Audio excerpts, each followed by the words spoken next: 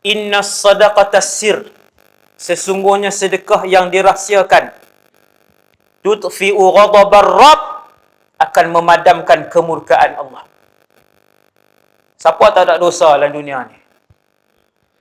Semua kita buat dosa. Saya yang bercakap pun ada dosa. Tuan-tuan, semua kita ada dosa. Kita tak tahu dosa mana yang akan membuatkan Allah murka dengan kita. Kita tak tahu. Malam ni, tuan-tuan, kita semua tahu rahsia ni dibongkarkan oleh Nabi, iaitulah sedekah memadamkan kemurkaan Allah. Allah cukup suka orang bersedekah.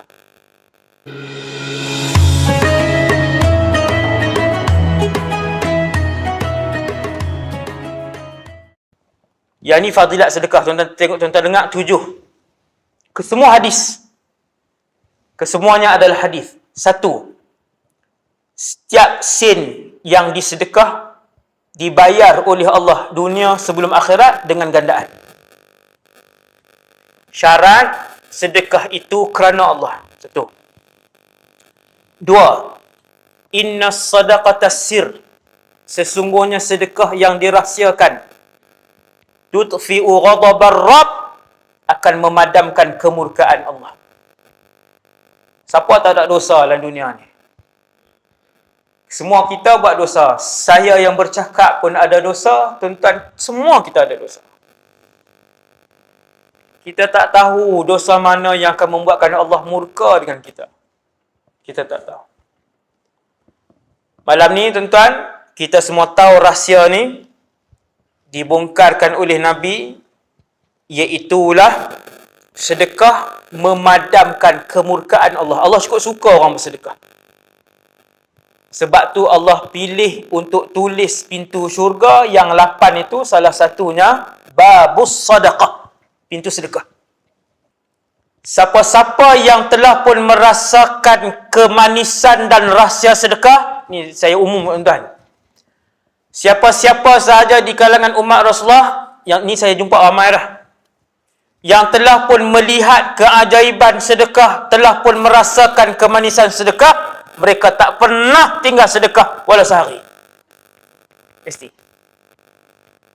Ini yang saya lihat, yang saya perhatikan dalam kehidupan saya. Di keliling saya. Dia takkan berhenti. Ustaz tengok orang kaya kot. Bukan orang kaya. Orang biasa. Sekolah saya di Kedah, di atas tanah lebih kurang 4 ekar.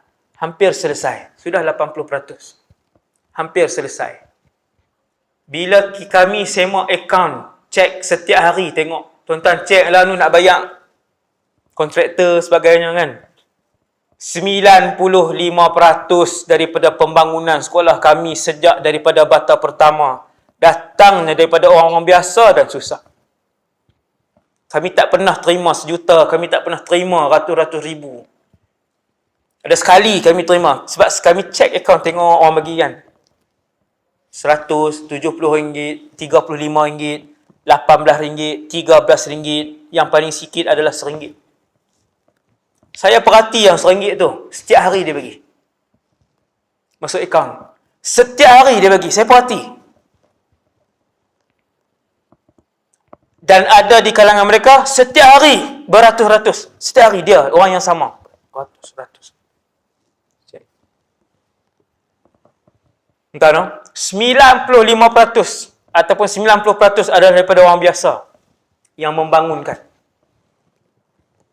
2. Sedekah memadamkan kemurkaan Allah. Allah jadi tak jadi untuk murka dengan seseorang yang bersedekah. Kita banyak dosa, kita pastikan mula pada malam ni sampai hari kematian kita, kita bersedekah tiap-tiap hari. Cari keluarga susah, cari keluarga yang paling susah, tiap-tiap bulan ke, tiap-tiap minggu, hantar sesuatu. Minggu ni gula 1 kilo, minggu depan telur 10 biji, minggu satu lagi beras 5 kilo, minggu satu lagi bagi. Berterusan. Kena kreatif. Ada rumah anak yatim, ada mak tahfiz, pergi bagi. Tiap-tiap bulan beras 10 kilo, ataupun setiap bulan bagi minyak. Ataupun tiap-tiap bulan telur 30 biji. Setiap bulan Gula 5 kilo setiap bulan. Bagi. Kerana ia memadamkan kemurkaan Allah. Untuk berkata tak ada dosa dan takkan buat dosa sampai mati, itu perkara yang agak jauh. Sebab setiap anak Adam melakukan kesalahan di antara sikit dan banyak. Di antara kerap dan jarang. Kadang-kadang kita buat kesalahan kecil tetapi membuatkan Allah murka.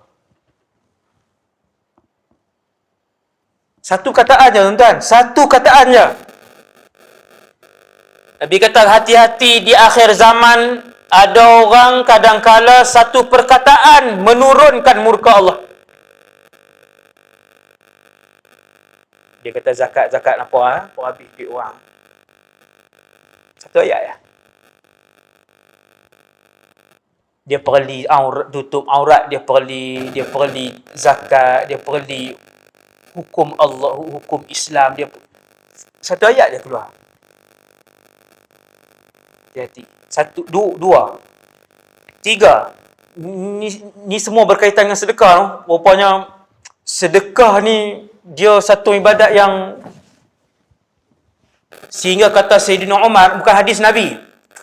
Sehingga kata Sayyidina Umar ketika para ibadat berada dengan ibadat-ibadat lain, ketika sedekah berada dengan ibadat-ibadat lain, kata sedekah kepada ibadat lain, ana afdalukum, aku yang paling utama di kalangan kalian. Tuan-tuan tak tengok ni kelebihan nak Nabi sebut ni. Satu, Allah jamin dunia sebelum akhirat. Dua, Allah gandakan sampai 700 kali ganda. Tidak berhenti dekat 700. Kalau orang itu lebih ikhlas, dia boleh pergi sampai 1000. Ya, betul. Bukan berhenti di 700 tuan-tuan. Dua. Yang ketiga, dia memadamkan kemurkaan Allah. Yang keempat, Nabi sebut, dawu mardakum bis sadaqah. Rawat pesakit-pesakit kalian dengan sedekah. Sebab tu kalau orang tanya saya, masalah macam ni, ubat banyak. Sangat banyak ubat. Antaranya istighfar. Ubat yang power lah. Ustaz, saya istighfar banyak apa semua, 40 hari dah saya buat apa semua, tak selesai. Saya kata, berbakti dengan mak, perbaiki hubungan dengan mak ayah. Lepas 40 hari dia main, Ustaz, Alhamdulillah selesai. Okey, ada orang lain pula datang, Ustaz, masalah saya sekian. 13 tahun dah, Ustaz. Masalah saya, sekian. Bagi ubat pertama, bagi ubat kedua, bagi ubat ketiga. Kita tak tahu tuan-tuan yang mana satu. Ada orang sedekah, ubat dia sedekah. Sebab dia sangat kedekut, termasuk dengan ahli keluarga dia. Orang luar jangan kata.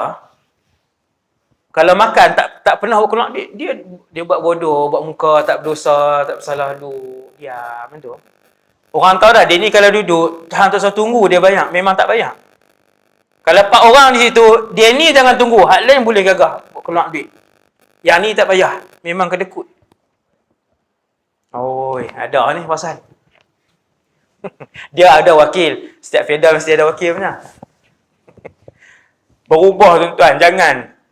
Allah cukup marah dengan orang yang kedekut ni juga. Nabi sebut ia merawat penyakit. Ada satu orang pergi berjumpa dengan Abdullah ibn Mubarak. Dia ada kudis dan nanah yang keluar selama 7 tahun daripada lutut dia. 7 tahun. Tuan-tuan, kalau siapa yang ada penyakit ekstrem ni, cuba ubat-ubat ni. Tengok kan, selain daripada rawatan kita ambil daripada hospital, rawatan tradisional kan. Ni secara sunnah ni pun cuba. Satu orang ni, nanah dia selama 7 tahun daripada lutut dia. Banyak doktor yang dia telah jumpa, banyak jenis ilaj, rawatan yang dia buat. Tak lega. Tuan-tuan tengok Maka Abdullah ibn Mubarak ni, ulama ni, mujtahid ni, ulama tinggi, mujtahid ni, orang saleh dia ni, ahli ibadat, dia juga pejuang, dia juga jutawan. Dia ni, Abdullah ibn Mubarak, dia kata, idhab fahfir bi'ran. Kamu pergi ke kampung sekian-sekian, kamu gali telaga di kampung itu untuk diminum dan dipakai oleh orang kampung tu. Sesungguhnya penduduk kampung tu memerlukan air di situ.